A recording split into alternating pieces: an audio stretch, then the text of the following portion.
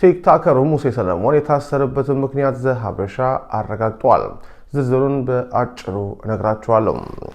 በተለያዩ ማህበራዊና ወቅታዊ ጉዳዮች ላይ በሚሰራቸው የቲክቶክ ቪዲዮዎች በስፋት የሚታወቀው ሙሴ ሰለሞን በህገወጥ የሰዎች ዝውውር ወንጀል ተጠርጥሮ በፖሊስ ቁጥጥር ስር መዋሉን የቤተሰብ ምንጮች ለዘሀበሻ ገልጸዋል።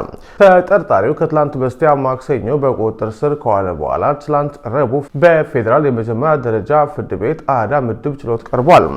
ፖሊስ ለፍርድ ቤቱ እንዳተዳው ተጠርጣሪውን በቁጥጥር ስር የዋለው በህገወጥ የሰዎች ዝውውር ወንጀል ጠርጥሮ ሲሆን ጉዳዩን ለማጣራትና ተጨማሪ መረጃዎችን ለማሰባሰብ የ14 ቀናት የምርመራ ጊዜያት እንዲፈቀድለት ጠይቋል።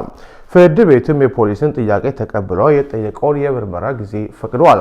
የሙሴ ሰለሞን ስም ከጉዳዩ ጋር የተያያዘው ከዚህ ቀደም በቲክቶክ ገጹ ላይ ሰዎችን ወደ ውጭ ሀገር እንልካለን ለሚሉ ድርጅቶች ማስታወቂያ በመስራቱ እንደሆነ ተገልጿል።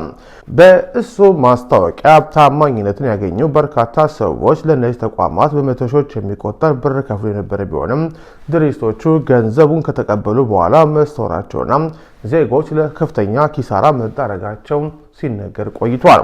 ፖሊስ አሁን የጀመረው ምርመራ ሙሴ ሰለሞን ከነዚህ ድርጅቶች ጋር ሊኖረው በሚችለው ግንኙነትና በማስታወቂያዎቹ አማካኝነት በተፈጸመው ማጭበርበር ዙሪያ እንደሚያጠነጥን ምንጮቻችን ተናግረዋል።